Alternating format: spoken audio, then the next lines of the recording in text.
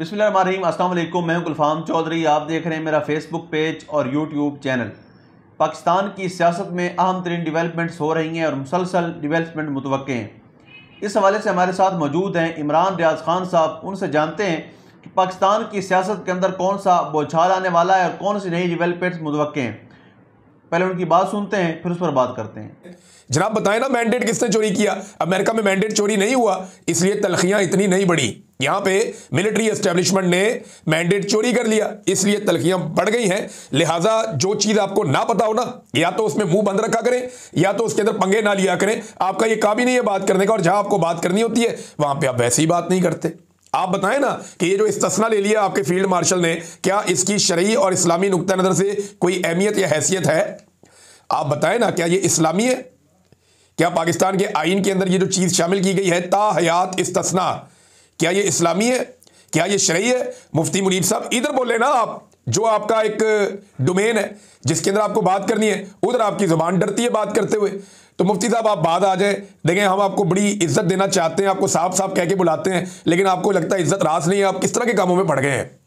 ये जो भी आपको कोई कैप्टन फोन करता है या मेजर फोन करता है, आप इससे हाथ जोड़ के माफी मांगे और देखें भाई मेरे से नहीं होता, मुझे अपने काम करने दो, अपने मामलात में रहने दो, और अपनी खिदमत हर जगह पे आप पेश ना कर दिया करें प्लेट में रख के कि जनाब ये मैं अपनी खिदमत पेश कर रहा हूं।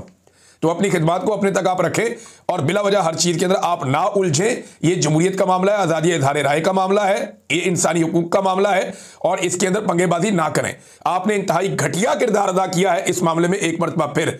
जब तक आप मैंडेट के एहतराम की बात नहीं करेंगे, जब तक आप मिलिट्री एस्टेब्लिशमेंट को उसके किरदार में वापस भेजने की बात नहीं करेंगे, जब तक आप इस्तिस्ना जो ताहयात है उसके ऊपर बात नहीं करेंगे।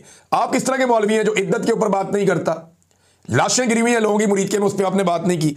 तो नाज़रीन, बस इतना मेरे ख्याल में काफ़ी है मौलवी साहब को बताने के लिए, अगर उन्हें समझ आ जाए तो नाज़रीन, ये अमेरिका का तो हुस्न है ये, लेकिन वो सुपर पावर इसीलिए तो है, वो एक दूसरे का मैंडेट तस्लीम कर देते हैं और वहाँ आज़ादी इज़हार राय है, वो एक दूसरे के साथ खड़े हुए हैं। और वहाँ पे खड़े होकर ममदानी कह रहा है कि इसराइल ने फ़लस्तीनियों का जेनोसाइड किया, उनकी नस्लकुशी की है, और अमरीकी हुकूमत ने यानी ट्रंप ने उनका साथ दिया, उनकी मदद की है। ये साथ खड़ा होकर वो कह रहा है। ये है जमहूरियत का हुस्न कि आज़ादी इज़हार राय भी होती है। पाकिस्तान में आप बात ही नहीं कर सकते, जो बात करता है उसको कुचल के रख देते हैं, उसको दबा कर रख देते हैं। अब इस वक्त हालात ये हैं कि जो सबसे बड़ा बात करने वाला आदमी है वो जेल के अंदर बंद है। यानी सिर्फ आसिम मुनीर साहब की एक्सटेंशन और इस्तिस्ना के चक्कर में पाकिस्तान का साबिक वज़ीर आज़म और पाकिस्तान का सबसे मकबूल कौमी लीडर इमरान खान, उसके बुनियादी जो हुकूक हैं वो मुअत्तल कर दिए गए हैं।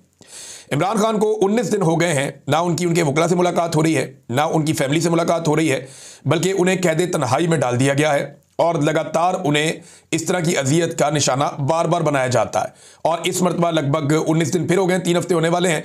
और अब ये इतला ये मेरे पास के मंगल वाले दिन जब इमरान खान साहब की बहनें या फैमिली के लोग मुलाकात के लिए जाएंगे अडियाला जेल में, तो बहुत बड़ी तादाद में कारकुनों ने और लीडर ने फैसला किया कि वो पंजाब से और खैबर पख्तूनख्वा से अडियाला जेल के बाहर पहुंचेंगे। अब सवाल ये पैदा होता है कि क्या अडियाला जेल की इंतज़ामिया अदालती अहकामात और इंसानी हुकूक को मद्देनज़र रखते हुए कैदी के हुकूक देते हुए इमरान खान साहब की उनकी फैमिली से मुलाकात करवाती है या मुलाकात नहीं करवाती? ये बहुत इंपॉर्टेंट है, क्योंकि मुलाकात करवाएंगे तो फिर तो चीज़ें नॉर्मल हो जाएंगी, लेकिन उसके लिए ज़रूरी है कि उससे पहले पहले आसिम मुनीर साहब अपना सारा काम मुकम्मल कर लें। लेकिन अगर वो मुलाकात नहीं करवाते और मुलाकात को एक मरतबा फिर डिले में डाल देते हैं, तो उसके लिए उन्हें बहुत ज़्यादा यूज़ ऑफ फोर्स करना पड़ेगा, बड़ी ताकत इस्तेमाल करनी पड़ेगी, और वो आपको पीर वाले दिन से नज़र आना शुरू हो जाएगा कि इनका मूड क्या है और ये क्या करेंगे। दूसरी जानिब नाज़रीन, जो वकला हैं उनमें आहिस्ता आहिस्ता तहरीक पैदा हो रही है। क्या ये तहरीक जान पकड़ सकती है? कराची के अंदर वकला ने एक बड़ा मुजाहरा किया है, वहाँ पे इकट्ठे हुए उन्होंने बड़े नारे लगाए 26वीं और 27वीं तरमीम के खिलाफ। सुनने में आ रहा है कि पंजाब के अंदर भी वकला जो है वो तैयारियाँ कर रहे हैं, मुख्तलिफ जगहों पे वकला के इकट्ठ हो रहे हैं और वकला इसको एक तहरीक की शक्ल देना चाहते हैं। हो सकता है कि आने वाले दिनों में कुछ मजीद जजेस जो है वो भी इस्तीफ़ा दे दें, और जो 5 जज साहिबान हैं जिन्होंने केस किया है सुप्रीम कोर्ट ऑफ पाकिस्तान में, चैलेंज किया 27वीं आईनी तरमीम को, उन्होंने चैलेंज कर दिया है जो आईनी अदालत है उसके हवाले से कि आईनी अदालत ये केस नहीं सुन सकती। यानी उन्होंने कहा जी आपकी ये डोमेन नहीं बनती क्योंकि ये मामला ही आपसे रिलेटेड है, लिहाजा सुप्रीम कोर्ट ऑफ पाकिस्तान ये केस सुने।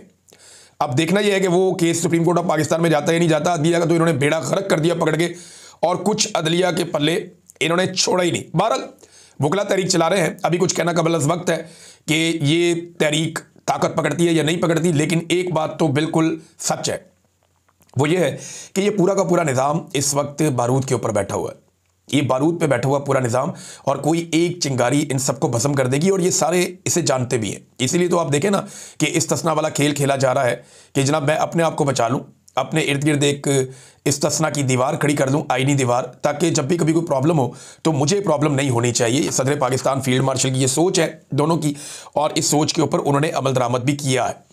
नादरीन, वो चीज़ें जिनके ऊपर पाकिस्तान की जो अस्करी क़यादत है वो बहुत गुस्से में आ जाती थी, यानी जब भी हम ये बातें करते थे, हम ये चीज़ें बताते थे, तो जो मौजूदा रजीम है जिसको लीड कर रही है पाकिस्तान की अस्करी क़यादत फील्ड मार्शल, तो ये लोग बहुत गुस्से में आ जाते थे। गद्दारियों के मुकदमे, बगावतों के मुकदमे, एक के बाद एक अटैक किया जाता था सबके ऊपर, और बंदे गिरफ्तार कर लिए, अगवा कर लिए, जबरी तौर पे लापता कर दिया, टॉर्चर किया, नंगा किया, मारा। वो जो कुछ हम कहते रहे वो सारा कुछ IMF ने लिखकर अपनी 180 सफ़ात की रिपोर्ट में पब्लिक करवा दिया। ये पब्लिक करना नहीं चाहते थे, लेकिन उन्होंने पब्लिक करवा दिया। अब IMF से 1 या 2 अरब डॉलर लेने हो तो टका के बेइज्जती करवा ली इन्होंने, और ख़ुद अपनी बेइज्जती करवा के उसको पब्लिक भी कर दिया। जनाब ये हमारी जिल्लत हुई है, ये हमारी रिसवाई हुई है, ये गंद हमने मारा पाकिस्तान के साथ, और हम इसका कोई जवाब नहीं दे सकते।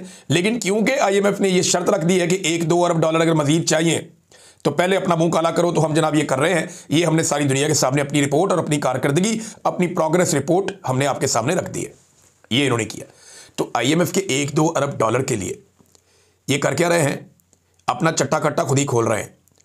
जबकि ओवरसीज़ पाकिस्तानी जो 30 अरब डॉलर से ज़्यादा हर साल देते हैं, 30 अरब डॉलर से ज़ायद, कई गुना ज़्यादा IMF से, वो जब तनकीद करें तो उनको एयरपोर्टों पे तंग करते हैं, उन्हें परेशान किया जाता है, उन पे मुकदमात दर्ज किए जाते हैं, उन्हें गद्दार करार दिया जाता है। तो IMF को आप गद्दार क्यों नहीं कह रहे? पाकिस्तानियों को आप गद्दार क्यों कहते हैं? फ़र्क सिर्फ गोरी चमड़ी का है। इनके अंदर से ना गुलामी अभी तक गई नहीं, ये आज भी गुलामाना सोच के हामी है, इनके दिमाग में आज भी गुलामी है, ये अपने आप को आज़ाद कर ही नहीं पाए। सिर्फ चमड़ी सफ़ेद होनी चाहिए, फिर ये बूट पॉलिश कर देते हैं। और अगर चमड़ी पाकिस्तानी हो और पाकिस्तानी लोग तनकीद करें तो उनको ये गद्दार भी कहते हैं, बागी भी कहते हैं, मुकदमे भी करते हैं, जेलों में भी डालते हैं, और उनके लिए ज़मीन भी तंग करते हैं। अरशद शरीफ यही बात करे तो उसे निशान इबरत बना दिया जाता है, और यही बात IMF करे तो मसला ही कोई नहीं है। यही बात कुछ अर्सा पहले जो है शहबाज राणा ने कही तो उसको जनाब मुकदमे का सामना करना पड़ गया। यही बात मैंने कही तो मेरे साथ क्या कुछ इन्होंने कर दिया, और यही बात IMF करे तो फ़र्क ही कोई नहीं पड़ता। फ़र्क जो है वो सिर्फ और सिर्फ सफ़ेद चमड़ी का है। इनके अंदर से ये गुलामी आज तक निकली नहीं है। और पाकिस्तान का मीडिया जिसे सवालात उठाने चाहिए वो तो मुकम्मल तौर पे कंट्रोल कर लिया गया है। मिसाल के तौर पे आप ये देखें कि मीडिया में जो चीज़ें डिस्कस होनी चाहिए वो बिल्कुल नहीं हो रही। यानी ये 5300 अरब रुपए की जो माली बेसाबतियाँ और करप्शन है, इस पर मीडिया में कितने प्रोग्राम हुए आपको नज़र नहीं आएंगे। 6.5% वाली जो एक करप्शन है पाकिस्तान में, ये लगभग 24 अरब डॉलर्स बनते हैं सालाना। ये इतनी बड़ी करप्शन जो पाकिस्तान में, और ये पिछले साल के हैं, इस साल और बढ़ जाएगी। तो ये इतने बड़े पैमाने पे जो करप्शन पाकिस्तान में हो रही है उसके ऊपर तो मीडिया प्रोग्राम नहीं कर रहा। अदलिया और इदारों की जो तनज़ली हो रही है उस पर प्रोग्राम नहीं हो रहे। ब्लूमबर्ग जी बिल्कुल, जिस तरह से आपने सुना, इमरान रियाज खान साहब ने पाकिस्तान की सियासत में अहम तरीन डेवलपमेंट्स हमारे सामने रखी, और उन्होंने बताया कि पाकिस्तान की सियासत में कितनी बड़ी तब्दीलियाँ मज़ीद मुतवक्के हैं। यानी इस वक्त पाकिस्तान की सियासत इंतहाई मुतनाज़ बनी हुई है, और सियासत से ज़्यादा मामला अदालतों के अंदर चले गए हैं। लेकिन इस सूरत हाल के अंदर फिर भी अगर ये सियासतदान इकट्ठे होकर बैठें और पाकिस्तान के अंदर जमहूरियत की बहाली के लिए कोशिश करें तो कोई ना कोई मुतवाज़िन रास्ता निकल सकता है। अल्लाह पाक वतन अजीज़ का हामी और नासिर हो। पाकिस्तान जिंदाबाद।